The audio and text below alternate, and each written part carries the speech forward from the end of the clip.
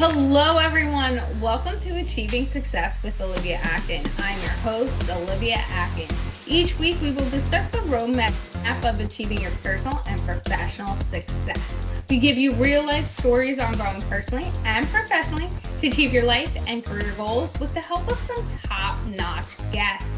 Today, we are speaking with Scott Ferguson. Scott serves as a mental conditioning coach, offering guidance to individuals seeking to enhance their mental resilience. Beyond coaching, he shares his expertise as a speaker and hosts the podcast Time to Shine Today.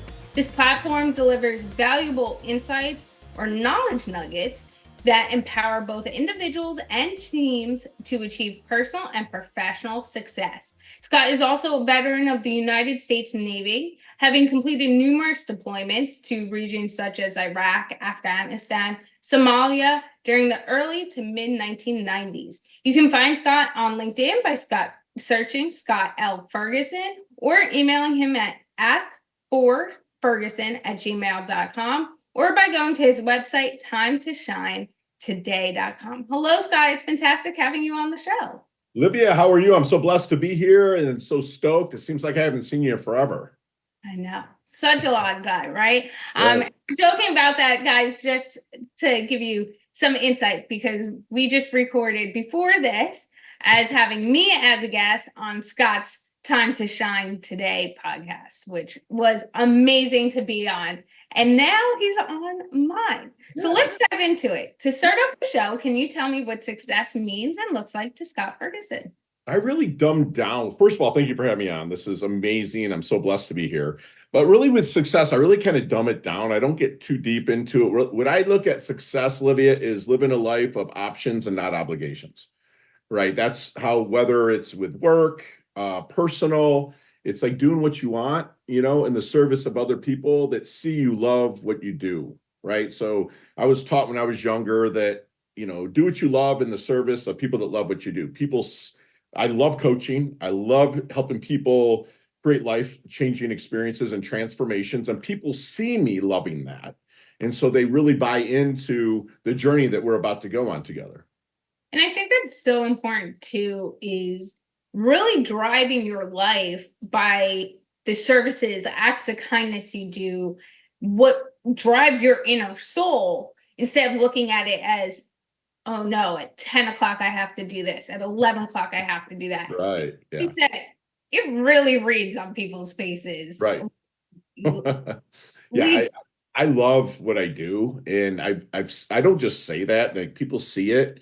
And, I'm blessed. I'm a bit older. I'm 52 years old. And there was, a lot of time it was just grind. And I still do it, but physically I'm not able to do at the hours that say you could do. Right. I try, and then I'm just like, my fiance, Susan, I'm like, babe, and she's like, I know you overdid it, so there's just that getting to a point to do what you love and living that life of options. And it's something too, that when we're all in the grind of things, we're pushing. Yeah. And then you don't realize until the end of the day, end of the the toll that really takes, where you're just like, okay, I'm checked out. I wasn't there in all aspects. Right.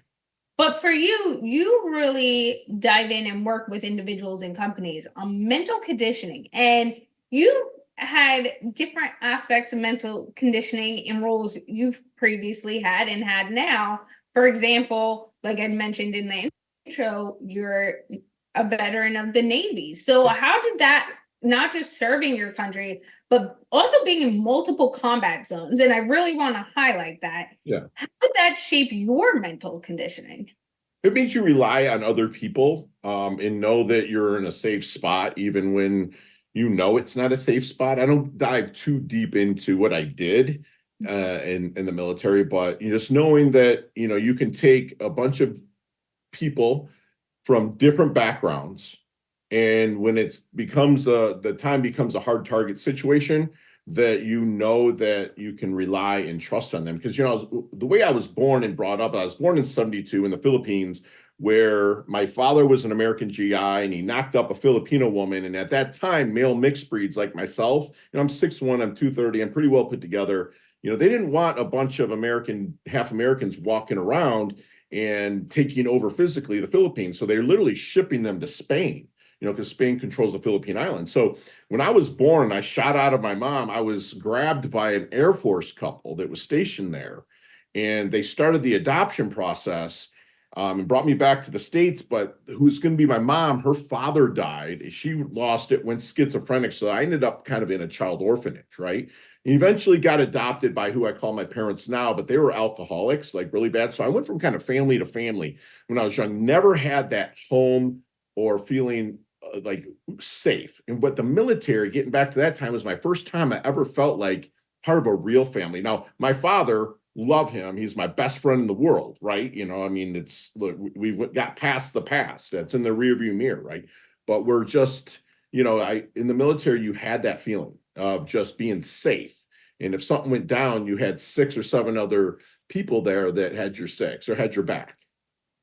And I think it's really important, and is something we should all take into consideration, is knowing when stuff starts to go down, who has your six? Who is going to actually stand there, not just behind you, but beside you, and help protect you and help meet that angle. It doesn't have to be in combat. It could be in meeting company goals, right? When you hit down to the bottom line, you got a week left till that target needs to be met. And now shit starts hitting the fan, right? What are we going to do?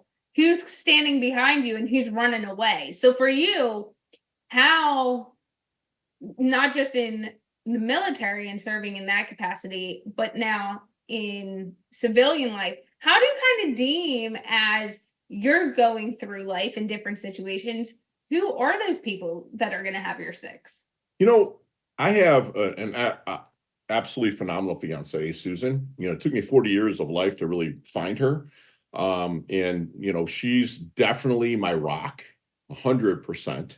And then I have a group of people that, we are the kind of people that, we wake up in the morning, we don't do first things first. We do feared things first. What we hate to do. We eat that frog in the morning. We get up, we get after it. And I have a handful of those people, and you're one of them now, Olivia, and I'm blessed to have, that I know is running the race the same as I am. We might have different paces, but if I have an issue, I can call and be like, hey man, I'm running through this. And I know that if I was to call you, you would challenge me. You wouldn't just be like, oh, Scott, it'll be okay. That's what Susan's there for. Love her, but that's what she's there for, right?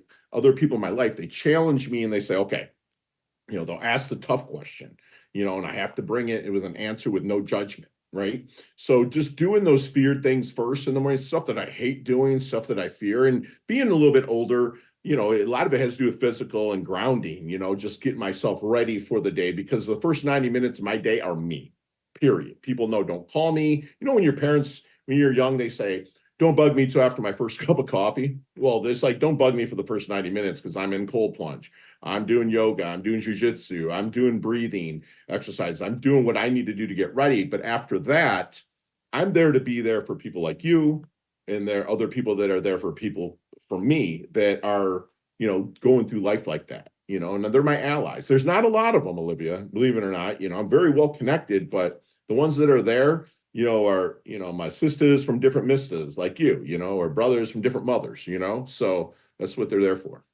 And I think that's really important that you just touched upon as well, is individuals who show up, but also challenge you in the same note. And the fact there isn't a lot of them, individuals who are high performers like yourself, like myself, and really connect with people on a different level. Individuals sometimes look at that and go, oh my God, you have so many friends, or so many people. And it's like, yes, but think about it as a tree. You have your leaves, your branches, and then your roots. When it really comes down to it, there are very say, hey, I need your help, I need your guidance, and you're going to trust and know that they're going to provide that right information. And it's all about finding those right roots for the environment you're in now. I mean, I bet you can relate to this, and I'd love to hear your insight, that as you've gone from different areas of your life, right, from that childhood to military to civilian life to speaking and every journey you've been in, some of those roots have changed from roots to branches, and it is okay. Yeah, 100%. And that, everybody's there. The cliche is for a reason, a season, or a lifetime, right? Very few people are there for a lifetime. There's people that my Rolodex is big because I want it to be big. When I go out networking, it's not out to get business for myself. It's finding somebody that can help somebody else and being open to reciprocation. That's where a lot of people miss the reciprocation. Like I give until it hurts so good, but I'm very open to reciprocation. Like a lot of my clients, they're the same. They don't do that. So I have them, if they have a plant in the room or a tree, and I'll be like, we breathe in what? Oxygen. We breathe out what? Carbon dioxide. The tree breathes in what? Carbon dioxide. Breathes out oxygen. The tree doesn't have a choice. It just does it, right? So my Rolodex is big so I can give to as many people as I can. My biggest compliment that I can get at a networking event, Olivia, is when I turn away and walk away from you, is you just say, what the hell's that guy do? Because I'm so invested in yours, so I can give, knowing I'm open to receiving 100%. So my Rolodex is big, but my squad is small. And that's okay. And I think that's something when we're younger, we have this facet of you need that big squad. You need to roll in deep, right? Your people. Right. And the bigger squad you have kind of makes you seem a certain way. Right. But when you're older, the opposite happens. You want to be rolling thin in squad because you know you're actually going to be there. More intimate, more, just bonded. And like the funny thing is nobody that's really tight with me are coaches, consultants, or therapists or anything. I'm like really tight.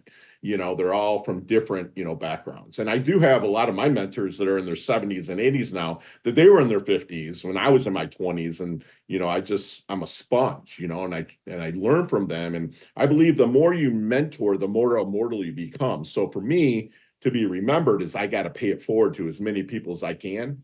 And then obviously be open to getting what I have. It doesn't have to be monetary, money or stuff like that. It's always nice, but just, like my goddaughter called me the other day to talk to me, just to talk. And it wasn't be like, Poppy, you got $50 or, something, which I love being able to be there for that. But just that was a way for the universe or my God to pay me back for what I give. Right. So look at the little gifts as well. It's not just the big stuff that happens.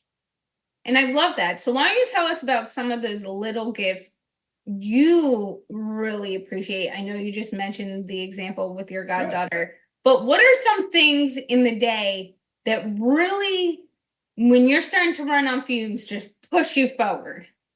You know what? When I start getting the fumes, I'll sit back and look back. Like I don't believe in like lack of resources. I believe in lack in being resourceful, right? Like you figure it out. Like, and if I'm on those fumes, I look for, focusing on adding more value, period. If I can add value to any situation, if I'm dead tired, that I know that I didn't add value to my sleep, right? I know I didn't add value to my cold plunge. I know I didn't add value because I'll know if the reason why I'm on those fumes, there's a reason for it. It's not just woke up one day and my creator's like, oh, you're just gonna have a crappy day. There's a reason for it. And that means I wasn't resourceful enough to do it. And there's a protocol that I myself have to follow to have that great day. So the fumes is, I believe winners make adjustments and mediocre people, or for lack of a better term, losers make excuses, right? So I'll make the adjustments on the fly if I have to be resourceful. And that's where in my way of coaching, everything's forward. It's nothing in the past. Past is for therapy. Like if I was to coach you, I'd put you in your driver's seat, okay, in a car. We go out to your car, and I'd say, see this rearview mirror? That's your past. It's what's happened to you. It's not what's happening to you. That's where therapy's covered. Because if you live there, I can't help you. It's a great place to visit, a great place to learn from, but that's it. This big windshield here, this is your future. That's where mental conditioning, mindset kind of comes in, right? But I can't, put your seatbelt on you if you want to, or start the car and put it in gear and drive you anywhere. But since 2011, there's been this thing on your console called the GPS. That's me, right? You plug in where you want to go. My superpower is curiosity. We'll get there. But again, you have to be accountable to every action that you have.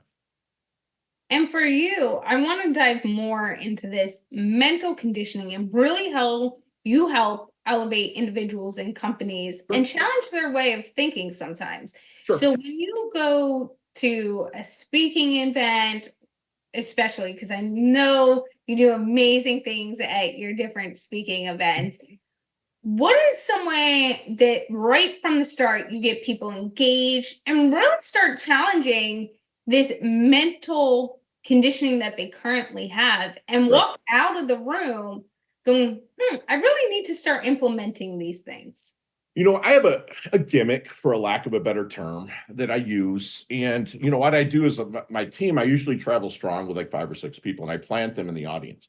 And I ask them to listen for like, okay, who's this Scott Ferguson guy? Great mental stuff.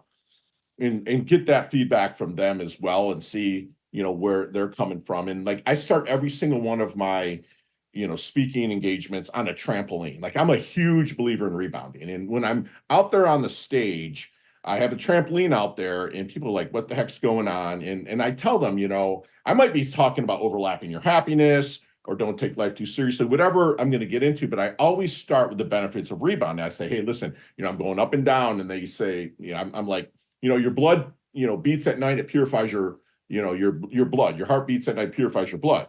But, there's a lymph system that your body has, and it's a one-way valve. And the only way you can get it out, I'm like, if you're this far off the trampoline, you're at 0 gravity. You hit the trampoline, you're at 4 times gravity. So it flushes out your lymph system, which is where cancer, which is disease, inflammation is all stored. So I'm on a rebounder every morning and I'm on stage. So Olivia, if I'm rebounding in front of you on stage, what are you doing with your head?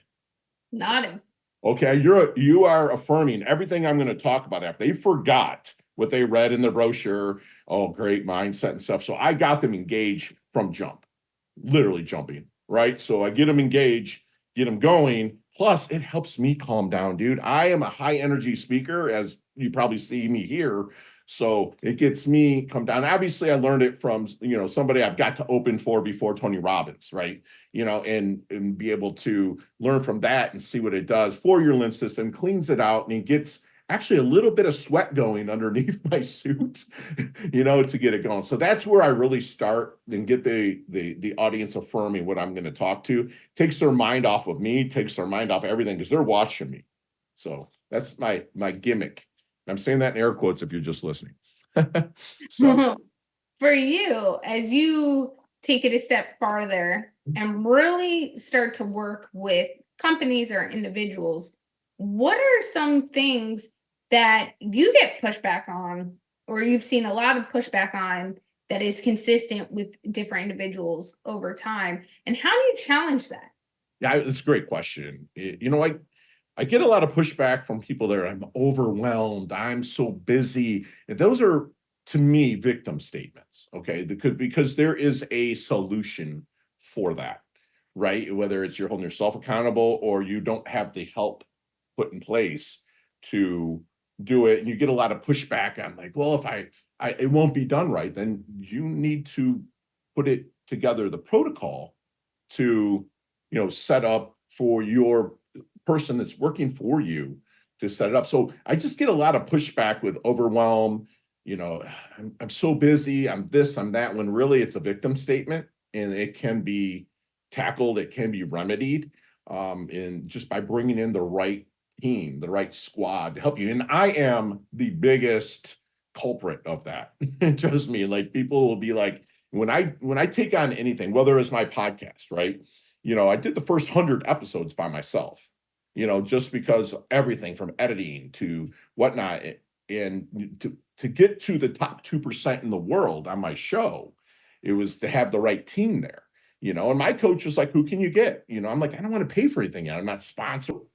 Basically, she's like, listen, what can you do? Again, being resourceful, not lack of resources. So, again, this is kind of during, I don't know if you heard about it, coronavirus. I don't know if you heard about that at all. It's kind of during that time, right? So I went on the forums at Palm Beach State and I looked for interns that were looking to get credits with their classes. So that's where Donnie, who's communicated with you 3 or 4 times now, right?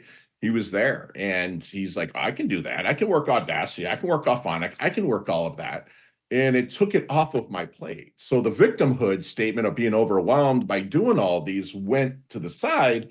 And then Donnie was really ingrained into AI and, stuff like that, being, 20-year-old kid. And he's now fully on board, full time. He's helping build out the company, travels with me everywhere, gets me set up. So again, it was just not making excuses, making adjustments. And Donnie was that. And then because of what he did, he's like, oh, I got a great videographer. I have this, and they're all young, no offense, but like your age, right? That have all that energy. So, flies out and gets everything set up. And when I'm there, the videographer's there, he's there, and it's done. Now they're paid. Maybe a little too much. I'm kidding. But no, it's like, he's there and now I'm fully sponsored. So I can turn around, take that sponsorship money and get you more listens by buying airtime on different things, right? From the interview we did. And what you really mentioned also, Olivia, is, in those times, when I'm overwhelmed and whatnot, I give myself grace and space. That's when you said that. I was like, fell more in love with you. You know what I'm saying? On a business level, but I was like, oh my gosh, she gets it. I didn't get it at your age. Are you kidding me? You're light years ahead of me, So yeah, it's like, that's what I do. And as I hold myself accountable, I become resourceful, and I don't make excuses. I make adjustments. And how do you challenge others too sometimes when they're really just being the victim? And sometimes, I'm going to caveat this, sometimes we're so used to saying those victim statements that we don't even realize we're saying victim statements. Yeah. So because to you, it's a fact, right? And it could be a fact, but so is the fact that we couldn't get to the moon at one time or orbit the Earth, right? People made adjustments. They didn't make excuses on it. People that are passionate about something. That's what I do, Olivia, is I challenge their passion. I'll be like, listen, how passionate are you to get to this? Because obviously during our discovery sessions and whatnot, we found that roadmap, that GPS, they plugged in that destination. I challenged their passion during that discovery session. So we get to those sticking points. I challenge it again, and then you can just see that light go on. You can see what they're becoming in that time. And you can see that that's when it becomes really worth it, and even more worth it to do what I'm doing, right? Because I'm not a consultant. Like if I was to coach you, Olivia, and I would say, oh, Olivia, do this, this, and this, then you'd go do it and be like, Fergie's an idiot, right? But I know that you know what you want, but you might not know how to talk yourself into it. So my superpower, again, is curiosity. So I'm going to ask those questions. You're going to come up with where you're going to go. You're going to plug that into the GPS. I'm just there to help you keep it on course. That's it. You're doing the work. I'm not a consultant. Now, if it gets into real estate, because of my 27 years, I own a bunch of investment properties. I've been a pretty successful top producing real estate broker in my time. Then I can take off the coaching hat, put on a consultant hat because I know what's going to work. Right. But again, I have a billionaire hedge fund, that I coach the company that I'm blessed to. I can't go and tell Chet, hey, do it this way. I feel like you're an idiot. But I can challenge him on the destination he wanted to get from the start. But that even gets extended down the road as you go, because the challenges get more and bigger. And that's where the growth really happens. Inch by inch, it's a cinch, right? By the yard, it's hard. Everybody wants it now. There's a challenge. You're not just going to go straight there on your GPS. There's turns, right? And again, if a tree falls across the road, if you're coming here with your man in Jupiter, right? Susan and I invite you over, right? And hey, and a tree falls across Indian Town Road, right? Are you going to be like, oh, we're not going to go to Scott's? No, you're going to figure out another way. You're going to make adjustments.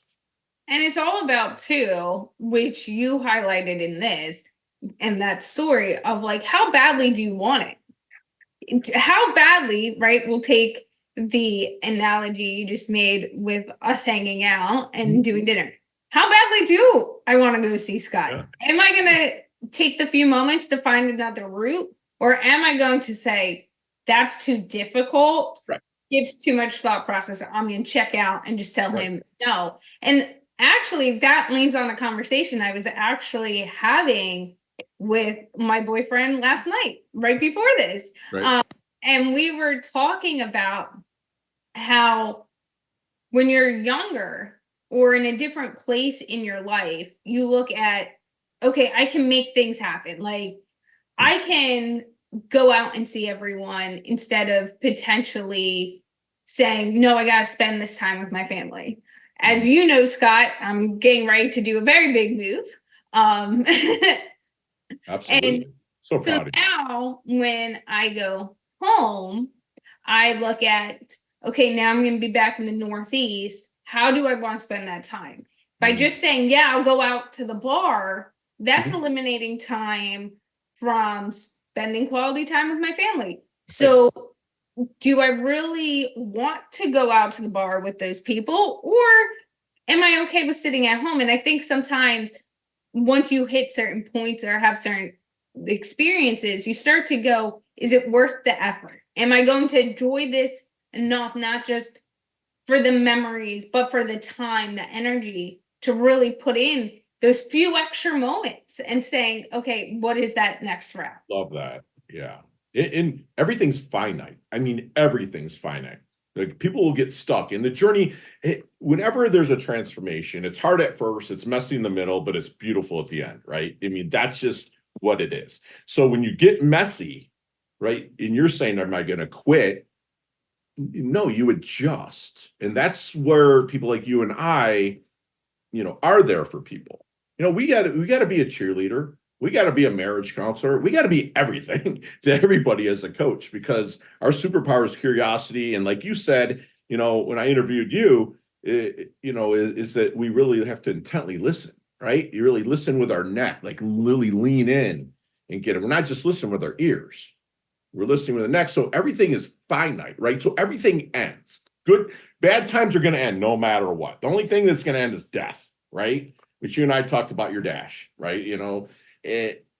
But everything good ends too. Again, let's go back to the analogy. Hey, you go to your man and say, hey, Fergie and Susan, man, they're taking us out to Capitol Grill for dinner, right? We're gonna have the greatest time. We're gonna eat, $1,000 meal, whatever, right? But you're still gonna get in your car probably more full than you wanted to be, right? But that dinner's ending. You have to overlap that happiness. You've got to find different things. And the way you do it is providing value, right? Like providing value would be like not knowing you and seeing you in line and being like, oh man, I love your shoes. It's giving an act of service, a compliment. It could be pushing carts at Publix back into the cart corral. Acts of service are huge in providing that value. So everything's finite, everything ends. You just have to keep overlapping that happiness, finding different things that is going to make other people happy, because it's impossible for you to be unhappy while you're making others happy and providing that value. People, I can be pissed and work. Well, it'll show in how the people, accept what you're saying to them, or it'll show in the work that you're doing. It's a choice. That's bottom line. And I couldn't agree more with the fact you're saying the importance of doing those acts of kindness, but also, and providing that service, but also it is so rewarding when you get to pay it forward that it's really hard to not appreciate in that moment what you're doing in that individual. I'll use a quick example. We were talking on during your recording or right before Disney, and I love Disney, and I was just there. So if anyone's driven to Animal Kingdom or taken the bus, it takes forever. So we decided to drive. And so you take the tram back to the parking lot, and the tram was there. So I ran ahead and make sure it wasn't going to leave. And I see this older woman, like this grandmother, just looking disheveled, not really knowing what's going on, walking up to each car door in the tram, kind of tugging on it, then going to the next. And my family was still walking towards me, and I looked at her a little concerned, like, what's going on? And then instead of putting out a judgment or thinking anyway, I took a step back and I said to her, is there something that I could help you with? And she goes, I can't get the door to go. She didn't realize you had to turn it down and not just pull it out. So all the doors she was trying, she couldn't get in. And I said to her, why don't you take, I'd already opened my tram card, being like, everyone run, like, let's go. Like, come on, guys, move quicker. And I said to her, why don't you take this one? Why don't you go in this? I'll open the next one. She's like, are you sure? I'm like, yeah. And so she gets in that one. I open another one. We get to where our car was parked. So we get out of the tram and we start walking, and I take a second. I look back and I couldn't tell if she was trying to get off or just sitting and waiting. And instead of just continuing about my day, I turned around and I looked at my phone. I said, give me 1 second. I ran back to the tram and I said, is your car in this lot? Do you need help getting out? And she's like, no, but thank you so much. I figured out how to work the door. My car's the next stop. And I was like, you're welcome. Yeah. But she was just so appreciative that someone not only took the time to help her when she was just so confused, but sure she was okay throughout the thing. And I got back to doing it. And I'm like, she had trouble. And I just wanted to make sure she had what she needed and she was okay.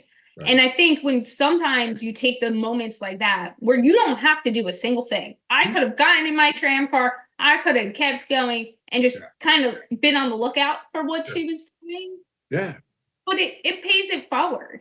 Oh, it does. 100%. Yeah. It's so important to do that. It's so good to hear that you did that. It's a given for me to think that about you, though, because that's how you are. And, just you're going to get back again. It's again, that tree analogy, right? Where, that tree doesn't have a choice. The tree will keep growing as long as we keep breathing. Right. So we just need to take that analogy and just keep giving and just being open to that reciprocation. That's just awesome to hear that you did that. The act of service is huge. My clients are required, 5 days a week, Monday to Friday, in a text. One of their requirements is their act of service from the day before. I don't care if it's just complimenting somebody, but you're doing that and you're staying present in that moment to do it. And I love that you challenge your clients every day to do one act of service and tell you what it was. So they have that extra check that like, I did it. Yeah. And I think that's a great challenge to also give to our audience. Take the time, do that one check, challenge your friends to do that one act of kindness during the week, and, hold each other accountable by doing that group chat of what you actually did and talking about the experiences. Can you leave us with one last idea or challenge that you would like to give the audience of one way they could positively start changing their mental conditioning? It comes from a movie from the year 2000. It's when a really young Ryan Reynolds, the actor, he said in a movie called Van Wilder, and I actually have a whole speech, a 17-minute speech. It's about this quote. And I live by it as much as I can. I remind everybody that don't take life too seriously. We're not making it out alive. Right. And that's just how you have to really look at things. The second you can stop taking everything so seriously, you can step back, see things for what they really are. And then how can you contribute and make life better? So that's really my knowledge nugget that I would drop in. Lastly, is that if you need to know something, get your asking gear. Ask for help. There's people out there like yourself, like myself, that are willing to help at all time. You just ask that lady. She didn't ask, but luckily you were there to help her. And I love that. And thank you, Scott, for all of your insight today. Yes, had such a blast, man. This was so much fun. Thank you so much. I really enjoyed it. I think you gave so many important pieces of advice, story, some challenges for our audience as well to really take away and be able to implement today. And I'm going to go over a few of those key takeaways. But first, Scott, how can people get in touch with you if they want to connect with you? You can call us directly, area code 561-440-3830, or go to timetoshinetoday.com/let's chat. And there you'll find a 30-minute, half hour of power free with me. Get scheduled. There's a little protocol that you have to fill out to come on. But just go to timetoshinetoday.com/let's chat, and you have a half a minute or half hour of power with me, and see if there's any challenges that we can go through. Love it. And again, thank you, Scott, for everything. Hey, thank you so much. This is awesome time. And shout out to Ben as well, the producer out there. He's awesome. He is such an all-star. And I want to dive into some of those key takeaways now from today's conversation, which is living a life of service, not obligations. I think it's so important how Scott mentioned that, because it is really about what drives you, your passion, and not feeling obligated for every little thing. Now, granted, I will give the caveat that we all do have certain obligations in life. So don't take this and say, well, that's an obligation, I don't have to do it. That's not what we're saying. But also be the reason. Everyone's in your life for a reason, a season, or a lifetime, which I think is totally true. So understand who your roots of your trees are, who are your branches, and be okay with the fact that as you grow, those might change and adapt.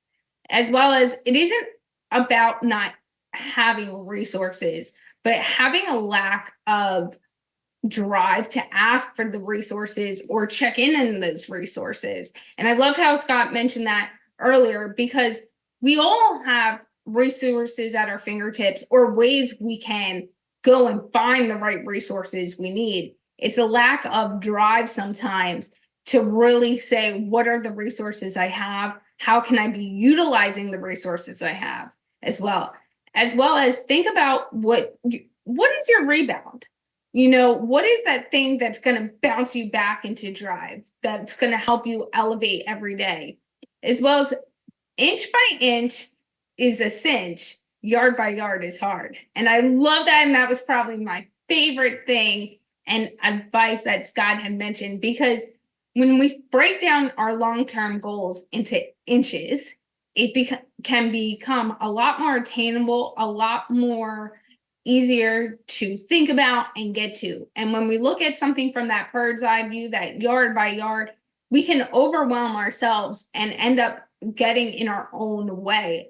As well as if you need help, ask and get your asking gear on. I love that fact because it is so true. It is okay to stand up and raise your hand and say, I need help on this. I can't do this alone.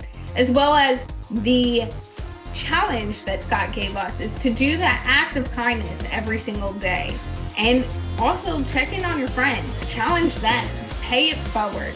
This was a great episode with our top-notch guest, Scott Ferguson. Thank you for listening and have a successful day.